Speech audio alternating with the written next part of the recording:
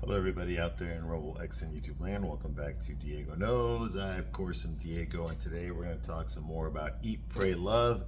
This piece of junk garbage, yes, I said garbage movie, starring Julia Roberts and a bunch of other idiots.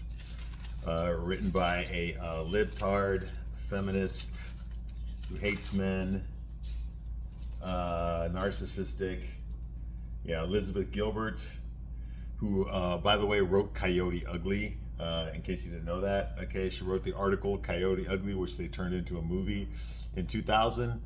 It was the clout she received from that movie that they gave her the funds to write this piece of crap. All right, so basically, she took her advance from her publisher and decided to divorce her husband, have an affair, go to Rome. Okay, go to Calcutta, and then go to Bali, and then write a book about it. Okay, because apparently she found love in Bali. Okay, to some dude, which eventually she did marry this guy, but then they divorced. By the way, he looks nothing like Javier Bardem. Okay, so all that stuff happened to her in real life. She's been twice divorced. She either cheated. She cheated on them, okay, on both of her husbands, okay. She was married to a guy named Michael Cooper from 1999 to 2002, and if you do the math right there, Coyote Ugly, she wrote that article in 1997. The movie came out in 2000. So basically, whenever movie studios pick up the rights to something, they do it right away before they even know if it's going to be a success. Okay, whenever a book comes out, they secure the rights before the book is even finished being written. Okay, they put up the cash for the rights. Okay, and that's what happened here. All right, so that's why the article comes out in '97. In the year 2000, the movie came out. Okay, which is about the right time. When they start producing it, someone's got to write a screenplay. It's got to get approved. It's got to go up through the higher ups, the executives at the film company. Then they got to start casting. Then they start getting sets, production, all that kind of stuff. If they want someone famous, they got to work around that famous person's schedule. All the logistics got to get put together, and then they start filming. And then when they're done filming, then it goes into editing. So, all this kind of stuff, and then it goes into production, distribution, all that kind of stuff. Okay, so it takes about 3 years, is about right. From deciding to make a movie to actually seeing it on the big screen, it takes about 3 years. That's about right. Okay, so which means that this article, they already sold the rights to this thing before she was even done writing it. Okay, so that should tell you about the quality of this. Okay, so that happened. Movie came out 3 years after the article was written. Her first husband, his name was Michael Cooper. Okay, of course he's not famous. That was the love interest from Coyote Ugly. I've never seen that movie. I've seen parts of it. I've never seen the whole thing from beginning to end, and I'm probably not going to be honest with you. I really could care less. I know that obviously Liz Gilbert is a writer, and they didn't want to do that in the movie, so I guess they turned her into a singer. A woman in New York trying to make it as a singer, as opposed to a woman in New York trying to make it as a writer. Okay, but those were her experiences at Coyote Ugly, and there was a love interest. Well, she falls in love with some dude in that movie. I don't know. Like I said, I didn't see the movie, but whoever that guy is, okay, that's the guy that she married. Okay, and she married him in 1997. His real name was Michael Cooper. He looks nothing like the actor. I don't even know who the actor was that played him in Coyote Ugly, but he looks nothing like that actor, and he looks nothing like Billy Crudup, who plays him in this movie. Okay, Michael Cooper was his real name. They were only married for 3 years, and then she cheated on him and divorced him. Okay, and then she got with some guy. What do you call it? Some other guy, right? And I guess that's the character of David in this movie, James Franco's character. And then eventually she goes to Rome, and then she goes to Calcutta, and she meets a cowboy from Texas, an old man who's there, just to avoid the IRS or whatever. Okay, and then she goes to Bali. Okay, and there she hooks up with Jose Nunez. Okay, the Latino guy. Okay, who looks nothing like Javier Bardem, and I guess they fall in love. I haven't gotten to that part yet. I'm about to get to that. As far as watching the movie, but yeah, that's what happens. Okay, she falls in love with some Latino guy in Bali. Go figure, who speaks great English. Okay, and they actually got married in real life. Okay, they got married in 2007. This movie came out in 2010. The book came out in 2006. So they got married right after the book came out. Okay, the book came out in 2006. This movie came out in 2010. They got married in 2007, and then they got divorced in 2016. Couldn't even make it 10 years. And we got to remember, okay, this isn't just a book about her experiences, okay? This is her promoting herself. This entire book is her promoting herself, just like Coyote Ugly was.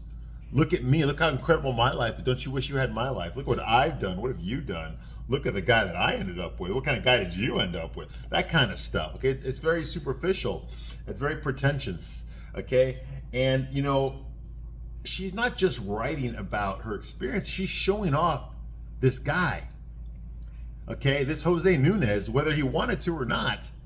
I mean, he should have been smart enough to know better. You know, he is basically the poster child of what a perfect relationship partner is, because that's how she built him up in this movie and in the book. She built him up to be, this is Mr. Right. I've had Mr. Wrong my entire life. Finally got the right guy. This is what I've been waiting for my whole life. Well, bullshit, bitch. Your marriage didn't even last 10 years. Okay, and then they got divorced. Ooh, I wonder who initiated the divorce proceedings. I wonder. Okay, but yeah, they got divorced in 2016, just in time for the Ghostbusters reboot. The all-female Ghostbusters, if you want to call those things females that were in that movie. Okay, yes, just in time for that. Okay, so yes, she never got her happy ending. Okay, a lot of other stuff happened, okay, to her. Okay, Liz Gilbert is a self-proclaimed slut. She has described herself as a slut plenty of times in her writings. Okay, so I'm not slut shaming her by calling her a whore. She's called herself that. Okay, now Julia Roberts, because of Pretty Woman, she's an A-list. Back when this movie came out, she was an A-lister on her way down, but she was still an A-lister when this movie came out. She could open a movie just on her name alone. Okay, which brought a lot of women into the theater. Okay, and she had a contract clause where she's not allowed to play slutty women. Okay, because she didn't want to play roles of women that have lots and lots of sex with various different men, because that would tarnish her image. Okay, a star's image is based on what your idea is of her. Okay, now there's a lot of factors involved in that: advertising, publicity, PR agents. Okay, interviewers asking the right questions. Okay, but your idea of a movie star is basically is contrived. It's constructed so that you can think a certain thing about this particular actor. When you think about Julia Roberts, okay, their entire publicity team is based on the idea that she is the type of beautiful middle-aged woman that deserves the best, because she's smart, she's independent, she's loving, she's caring, she's all these things. And a lot of women want to see themselves as that. So they project that onto the actress, not the role she's playing, the actual actress. They believe that she is exactly like the characters that she plays. So if she's really good at playing a slut, okay, at playing a whore, then people are going to start associating the actress with being a slut and a whore, and we can't have that, because that's gonna diminish her box office. It's gonna limit the amount of people that go see her movies. You see what I mean? She can't promote herself as like Madonna or something. Okay, you see what I mean? Because that's gonna hurt her image. The image is everything when it comes to being a celebrity, okay? And so she has a clause that she can't play sluts anymore. She can't play prostitutes on the street anymore. That's when she was starting out. That's when she was an ingenue, okay? A new starlet, okay? A star on the rise. Okay, that's when she played those roles. Not anymore. Now she handpicks her role. Her agent handpicks the roles that she decides to do to bolster her image, to make herself look better, more confident, more smart, more everything, more successful, all that kind of stuff. That's her image. Okay, that's what she sells to her female audience. And yes, her audience is female. Men don't go to see this shit. I'm the only guy you'll ever meet to actually watch this movie, much less review it. Okay, that's straight. Okay, so yes, the real Liz Gilbert is a self-proclaimed slut. Okay, she found it very frustrating while she was whoring around in New York, hanging out with Candace Bushel. Yes, she hung out with Candace Bushel, Sex and the City woman, who's also another slut. Okay, she discovered that men did not want to keep her. That kind of frustrated her. She was having lots of sex, but none of these men wanted a second date, or they didn't want to do anything romantic. They just wanted to pump and dump her, and that frustrated her a lot. You know, she got tired of it. Okay, She couldn't understand why men were losing interest in her so quickly. Okay, yeah, I wonder why. The mind boggles. Okay, in 2015, she wrote a New York Times article called Confessions of a Seduction Addict, and that was her.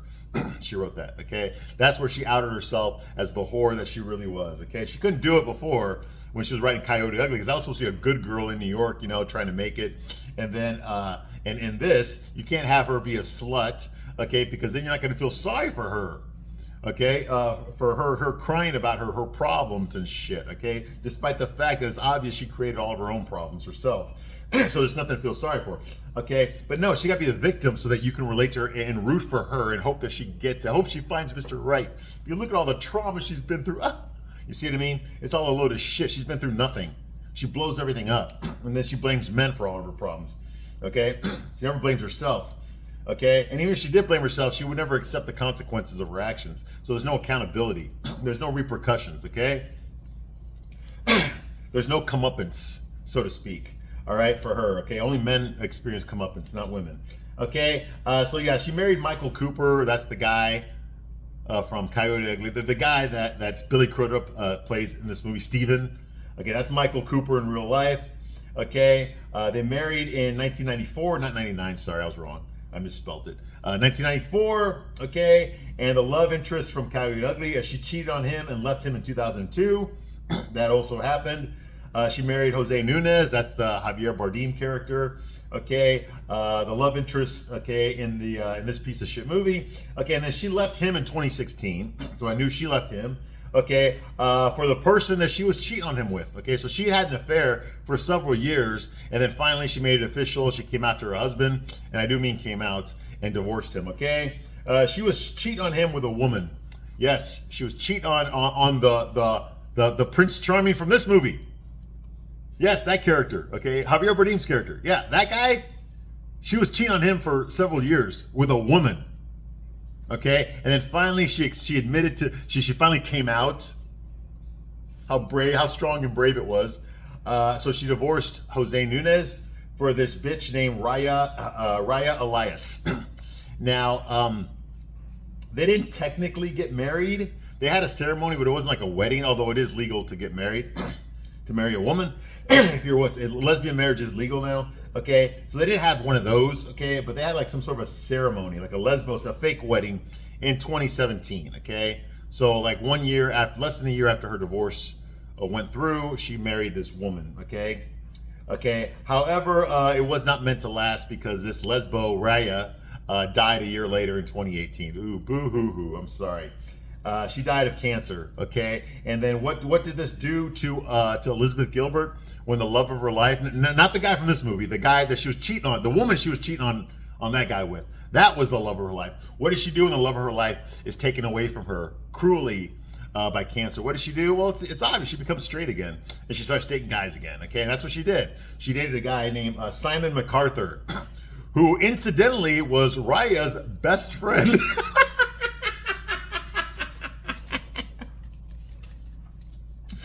What was it, Liz? What was it about Raya that just wasn't satisfying you? I can only wonder what it could have been. Was it just like a feeling you weren't getting or something? You know? That was real? Not like a piece of plastic or rubber or a battery operator. I mean like something real, you know? Was it just something about her that just wasn't filling you up the right way? Was that what it was? Was the fact that she lacked a deep voice, okay? Was it the fact that, you know, maybe just a little bit of testosterone might have like turned you on a little bit maybe, and she wasn't providing that despite what she said, despite her haircut? Huh? Do you think I might have something to do with that? I don't know. I'm just guessing here, you know, I'm hypothesizing here, okay? So pontificating, so to speak. Okay, I don't know, but I'm thinking it was something that you weren't getting while you were married for that 1 year. Okay, that this guy Simon MacArthur could relate to and give you. That's just what I'm guessing. All right, but who knows? Okay, I could be wrong. All right, so that happened. Okay, unfortunately though, yes, he Simon MacArthur lost interest in her quickly. Yeah, you see a pattern here? I'm starting to see a pattern here. Okay, with this woman, Liz Gilbert. This woman who's giving you advice on how to find the love of your life. On how to live your life. How to live your dating life. And your eating life. And your praying life. She's the one telling you how to do it the right way. The way she did. The way she discovered it. Okay, yeah. Yeah, that guy dumped her too. In 2020. Yeah, just in time for COVID. Okay? So yeah, so they broke up, okay? And now she's not with anybody. She is living alone in a house with cats. All this information is available. You can Wikipedia her up. It's all right there, okay? I'm not telling you anything that's not already public knowledge, all right? And that's the truth, okay? Now this movie was directed by a guy named Ryan Murphy, okay, who directed a gay movie called Running with Scissors. That was in 2006. He also directed a straight-to-Netflix movie in 2020 called The Prom, which is also gay. Okay, he was the creator of Nip and Tuck, which had a lot of gay elements in it. I never seen that show. I had roommates that watched that show, but apparently it was really good. I never saw it. I know one of the main actors, Julian McMahon, and I know he passed away recently, a couple years ago. And I do believe his character gets raped. I don't know. I never watched the show, but I think his character got raped, okay, by a man, not a woman. Yeah, I wonder whose idea that was, Ryan. Okay, so there's that. He also created Glee. Do I need to say anything else? All right. American Horror Story.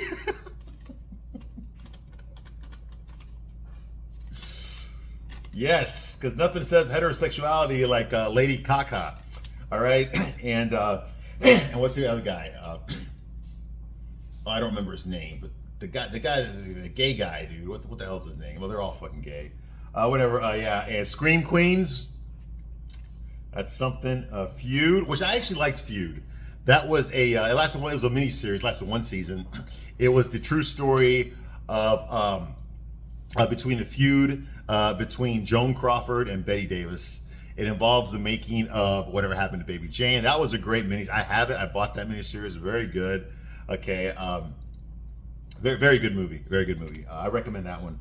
Jessica Lange played Joan Crawford in that, and what's her name? Susan Sarandon played Betty Davis. Really, Alfred Molina played the director of Whatever Happened to Baby Jane. It was really good. Stanley Tucci played Jack Warner. I mean, it was really, really good. I recommend that. Like Catherine Zeta-Jones has a part that she plays Olivia de Havilland, and I think Kathy Bates is in there too. So it's really good. It's really good. I recommend it. So that one I'll give them a pass. That was good. But for the rest of it, yeah. Just to give you an idea of who these people are behind the making of this, all right? Clearly, this movie has a target audience, and it's not me. Okay, this movie is for liberal, middle-aged white women, okay, who are dissatisfied with their lives, want to blame it all on their husbands, the husbands that provide them with everything they have, okay, who romanticize cheating on their spouses, and just go and live in your own life, living your truth, so to speak, okay? That's what's here, okay? It's everything about wrecking Christianity. It hates Christianity, okay? It hates monogamy. It hates, it even hates like dating the same race. It's one thing to be in an interracial relationship. It's another thing when it's kind of like forced upon you. Like you have to do that now, or else your TV show won't get made, or your movie won't get made, or your commercial won't get made. Stuff like that. That's where I draw the line. Okay? Okay, and I'm not a hypocrite either, okay? I mean, I'm Mexican, okay? I'm Mexican, all right? Okay, and my son's mother was white, okay? So I'm not being a hypocrite here. I'm not saying, you can only date within your... No, I'm not saying that at all, okay? I'm just saying, like, when it's forced upon you, when that's all you ever see anymore, because there's, like, clauses in contracts that you can only show this, that's when we're getting somewhere wrong, all right? That's what I'm talking about. All right, so moving right along, tonight you know the background behind this piece of crap movie. Okay, where we left off last time, okay, Richard, the Texan who I guess converted to Hinduism and is now in Calcutta at this ashram, befriends Liz, who's there because she's just a cunt, okay? And he tells her, he's like basically being her Yoda from Star Wars, telling her what to do, telling her how to think, telling her how to deal with her emotions and all that kind of crap. He's basically her mentor. And because he's a lot older than her, I mean, Julia Roberts was 42 when she filmed this movie. I think she's playing a 33-year-old, but we don't know for sure because they never tell us how old Liz is in this movie. But Julia Roberts is 42 when she filmed this movie. The actor that plays Richard, I don't know his name. His real name is Richard something.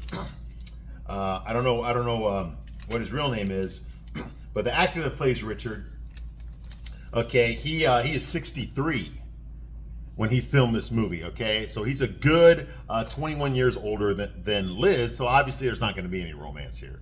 Okay, so he's basically taken upon himself to be her father figure. Okay, her father figure. Okay, because there's one thing that libtard movies hate is women with a father figure. Okay, because that's why they're so fucked up. It's because they have no father figure. They had no dad to tell them no. They had no dad to tell them don't wear that. Don't wear that at the party. Okay, they had no dad to tell them you need to be home by 10 o'clock. Okay, you see what I mean? They had no father figure. Okay, they had no example of a man. Okay, because their moms all divorced their father figures, their husbands. Okay, so women grew up with their moms being boss bitches and sleeping around with a lot of guys, so that they pass that on to their daughters. Okay, and that's why they all want to be boss bitches. That's why the career comes first and not the family, definitely not the spouse. You see what I mean? That's the message that's here. That's what this movie promotes. Okay, all Hollywood movies promote the same message. Okay, because they're all run by fucking liberals.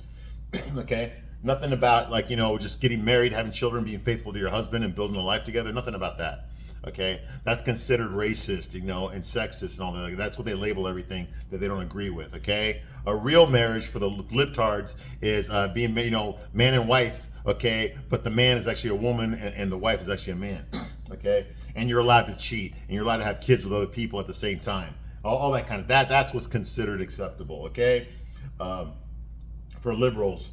All right, so that's going on here. Okay, they decide to go have some soda called Thumbs Up soda. I guess that's the only soda they have in India. And they decide to share one bottle. What the fuck, dude? And then he gets on her. She's about to fucking drink it, put it to her lips. He's like, no. In India, you don't ever touch anything with your skin. Okay? So he gives her a straw.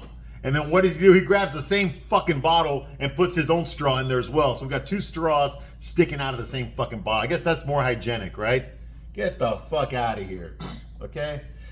So that's going on. Okay, but yeah, he touched the same fucking bottle that she's touching. I guess that's okay. All right. She thinks it's too sweet. She doesn't like the taste of it. What the fuck do you expect? Okay. Okay. The water they use in that soda is the same water they're fucking washing their fucking cow with about 5 feet away from you. Okay. So what the fuck do you think it's gonna fucking taste like? The whole country is fucking nothing but piss and fucking shit from various different species mixed into the water. Okay. That's the secret ingredient. That's what gives it that zip that you're tasting, okay? They're trying to use sugar to mask it, but you can't. I mean, what the fuck are you drinking soda from fucking India for? I mean, I've been in Mexico and I won't even touch the soda over there. Let me tell you something, the 7-Up in Mexico don't taste like the fucking 7-Up in America.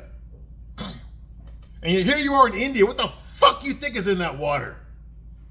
I bet you water is the least thing that's in there. Oh my God. All right. Yeah, so that's going on. Okay. Richard tells her, I think it has methamphetamines in it. Well, that ain't the only thing that's in there. But yeah, that might be in there too. Methamphetamines might be in that soda as well. Okay. Then he says, I hope. Whatever.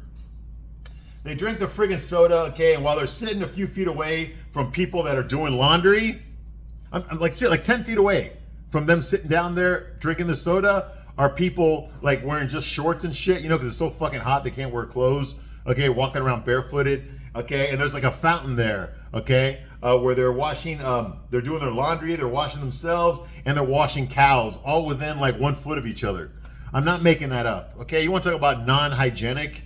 Okay, I was in the Marines, okay? I've taken plenty of field showers, okay? I've had to do hygiene out in the fucking desert, okay? And it wasn't as unsanitary as this shit that I'm looking at here. It's disgusting. All right. So that's going on here, okay? Like I said, cows, people do laundry, wash themselves, washing their cows, all in the same fucking area. Okay, they're all stepping around cow shit and stuff. Yeah, really good. Okay, Richard says, I know you feel awful, but you're a perfect place. You're in a perfect place for change. Surrounded by grace. No, you're surrounded by fucking cow shit and urine. That's what you're surrounded by. He says, your life is changing. It's not a bad thing. Well, if you got to go to fucking butt ugly, disgusting, non-hygienic Calcutta for your life to change, it is a bad thing. All right? Okay, what's the point of reaching enlightenment if you fucking die of diphtheria before you get back home? You see what I mean? All right. Liz says, I thought I was over David. That's the James Franco person, okay? Now, she is over David, okay? She dumped him. Okay, she dumped him in New York before she decided to go on her fucking road trip around the world. Okay, she don't give two shits about him. She only used him so she could have someone to focus on while she was going through her divorce. Okay, once her divorce was finalized, she got rid of David. She started finding things wrong with him, pissing him off, annoying him. Okay, turning his life upside down, refusing to sleep in bed with him, criticizing him, all that fucking shit. Okay, and no wonder he fucking didn't want to be with her anymore. Okay, but she's the one that left him. All right, okay, but now she's saying she misses him. She thought she was over him. You were never over him. You're never under him in order to get over him. And that's the truth. This is all bullshit. He was a placeholder. Okay? It's called monkey branching. You don't leave a partner until you've got another partner in your other hand. And then you let go of the one you had before. That's all he was. A means to an end. A bridge. A bridge to get you somewhere else. Because you're a boss bitch and you're entitled to nothing but the best. See what I mean? So that's what it is, all right? She said, I thought I was over David, okay, but she's not thinking about Steven. She's thinking about David. Not the husband that she fucking broke his heart, cheated on him, and divorced him, and he did nothing wrong. Not that guy. Not the guy from Coyote Ugly. Not him. She's not thinking about him. She's thinking about David, the guy she was cheating on him with. That's the guy she's not over, all right? And then she tells Richard, but I love him. No, you didn't fucking love him. If you loved him, you would have stayed with him. You would have fucking stayed with him. Flaws and all. Because guess what, bitch? You're not that fucking perfect either. There's a lot of shit wrong with you, too. Why does he have to accept your faults, but you can't accept his? How do you call that love?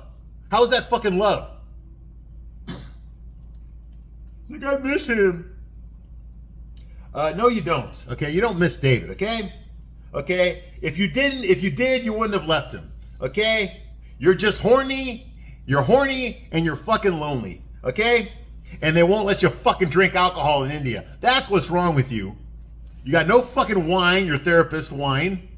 There's no hot guys around. There's just this old fucking fart. This bald-headed old fart in front of you. And that's it. That's why you're fucking missing him. Because you haven't been fucked. That's it, right there. There's no fucking prospects in this fucking shithole. You know why? Because good-looking fucking guys don't go to fucking India.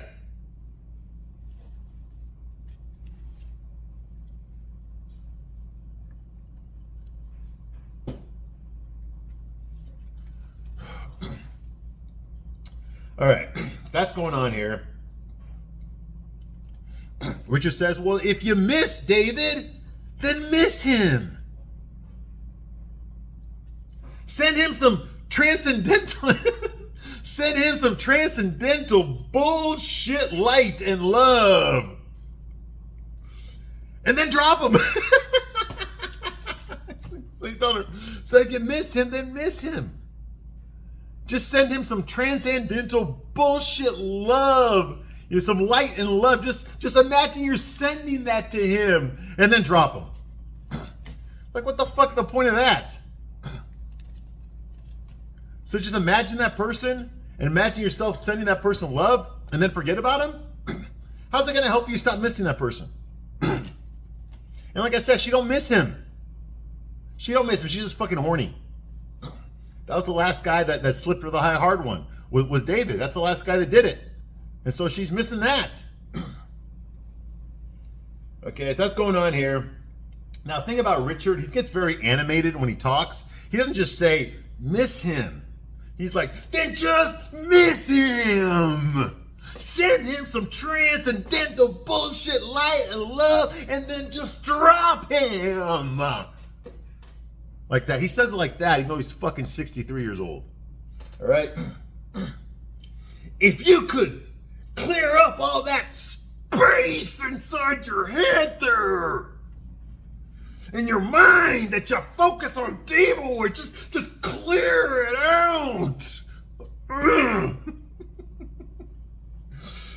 just clear out the marriage that you fucked up. Just get that out of there. Just get it out. You would have a vacuum. You would just have this big vacuum, you know? And then God will just swoosh right in there. Just swoosh right in there. And he'll fill you with so much love. You're just gonna go fucking come out of you. More love than you ever fucking had before.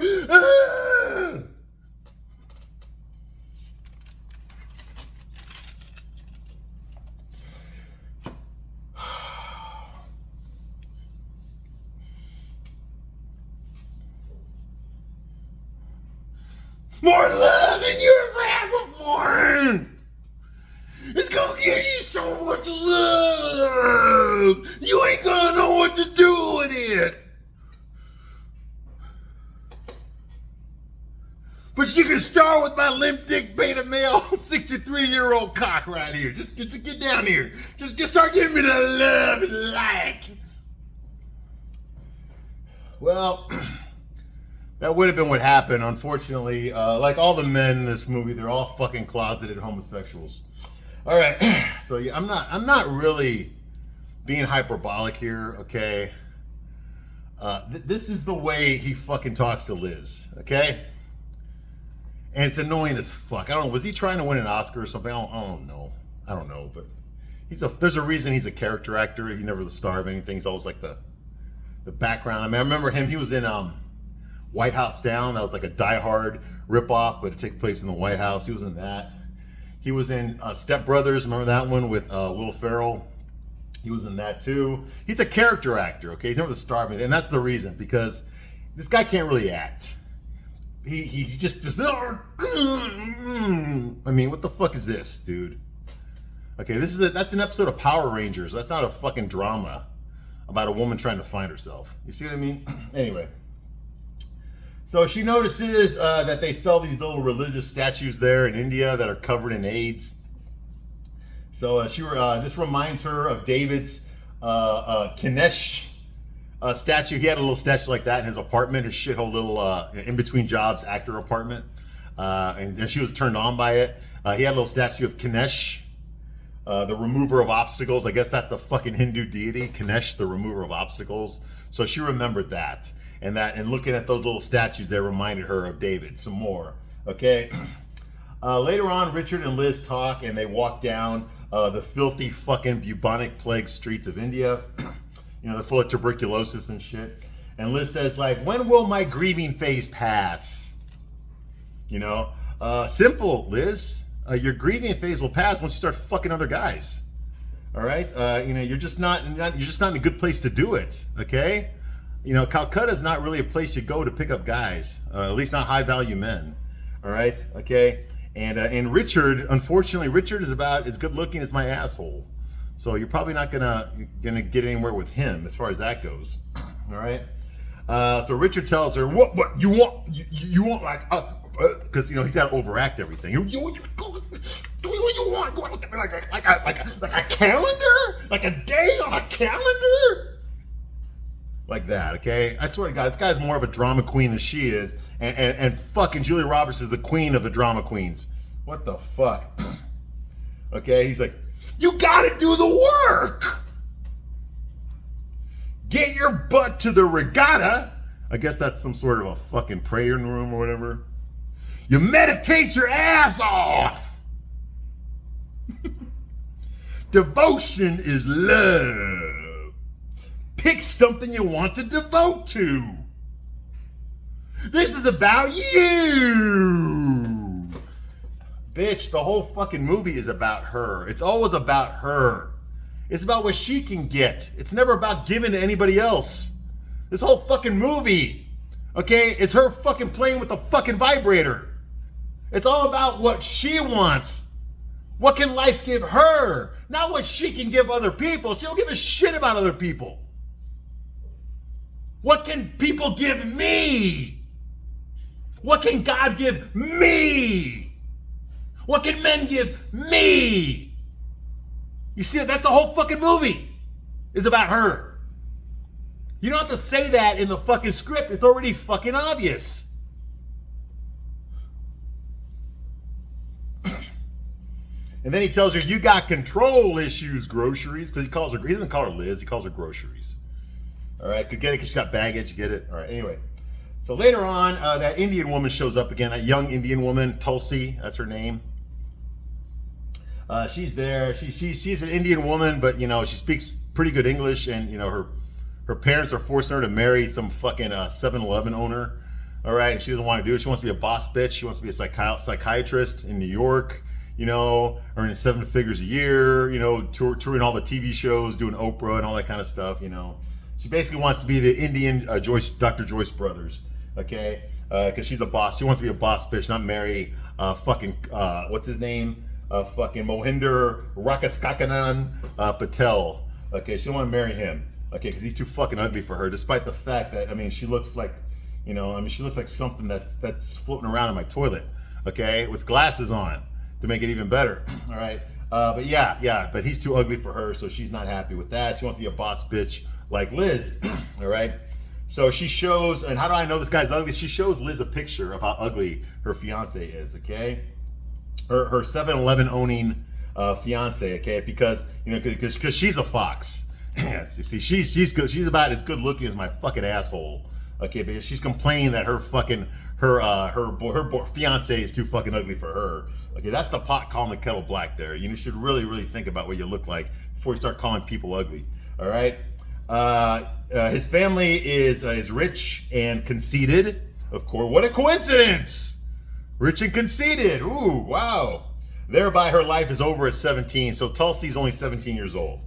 And for no reason at all, she's already accepted Liz as her mentor, despite the fact that Liz is an American, okay, and that their culture is completely fucking different, okay?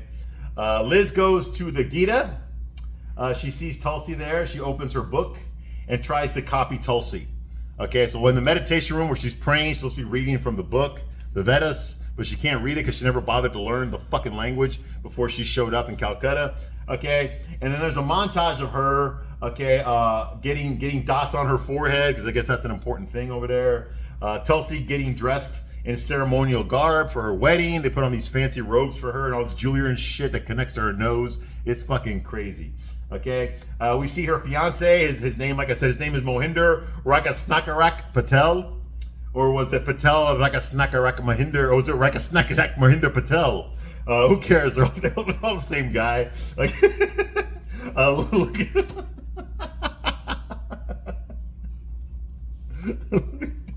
H-1B visa. Okay. All right. Looking like he stepped out of fucking Indiana Jones for the Temple of Doom.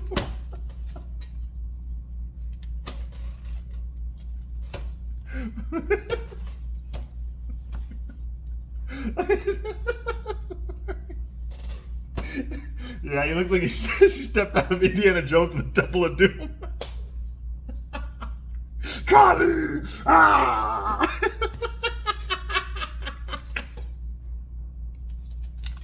Okay. Yeah, moving right along. All right. Okay. So anyway, even Richard wears this turban. Yeah, Richard, the Texan guy, he wears a turban at the wedding. Okay, out of respect. Okay.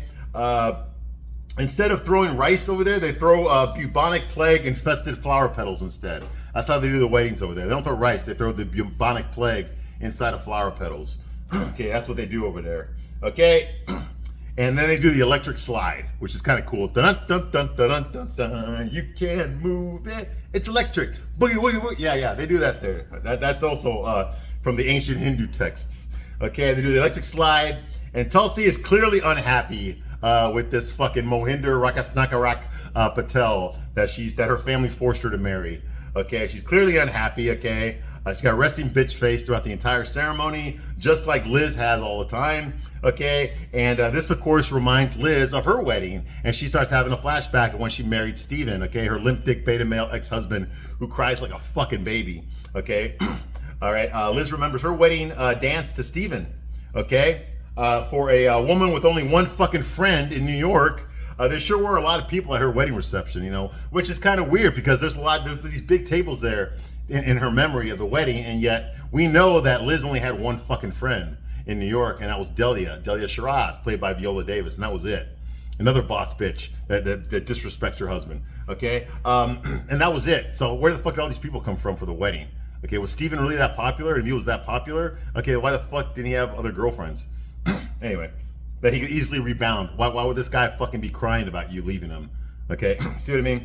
So that's going on here. She remembers her wedding days to Steven. Okay, there's a lot of people at her reception. And then when they're about to do their wedding dance, the song that comes on is actually Celebration by Kool and the Gang. You know, celebrate good times, come on, let's celebrate, which is a great fucking song. Would I play that at my wedding? Hell yes, I would. Okay, when I get married, it's all gonna be disco music. There's nothing wrong with that song.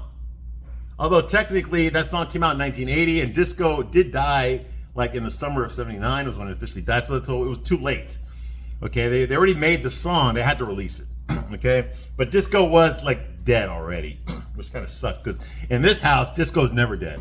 Never. I based my entire fucking life on Saturday Night Fever. Okay, I named my son after Saturday Night Fever. Okay, disco will never die. But they started playing Celebration, so of course, you know, Liz is all fucking pissed off. Okay, that her limp dick beta male new husband fucking picked this song, or at least they played the wrong song. This is one of the songs they were supposed to play. Okay, and instead of him going to the DJ in the middle of everybody to tell the DJ to turn the shit off and put the right song on, he just decides to start going with it. It's like,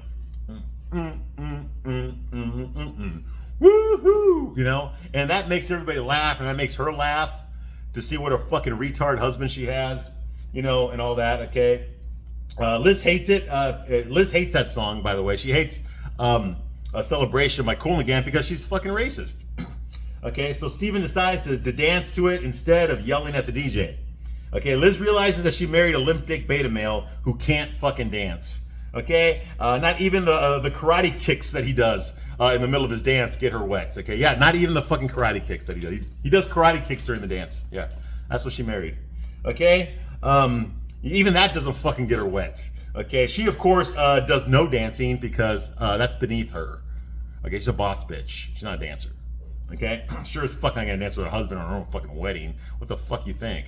Okay, anyway, Liz tells Tulsi she quits daydreaming about that, and she tells Tulsi she leaves Tulsi's wedding. Okay, Rich of course cranks his neck at her again, like so when she leaves, like again cranking his neck. I'm surprised his neck is still attached to his shoulders with all the fucking neck cranking that he does in this movie to follow fucking Liz around. Okay, Tulsi leaves her wedding to talk to Liz. Liz tells her that she was devoting her Guru Gita, okay, to her. Now, what the fuck is that? I don't fucking know. I think it has something to do with if you wish for something happy, who do you want to wish it for? And she decided she would wish it for Tulsi. Even though she fucking knows that Tulsi doesn't want to marry fucking Mohinder Rakastakanan Patel, okay? But she still devoted her Guru Gita to fucking Tulsi to have a happy marriage. Okay, you know, so that's going on here. She imagines that Tulsi will be happy, and Tulsi goes, "Oh, really? You imagine me as happy? What does it look like?" You know, and Liz tells her that, "How the fuck should I know? I haven't been happy one day in my whole fucking life."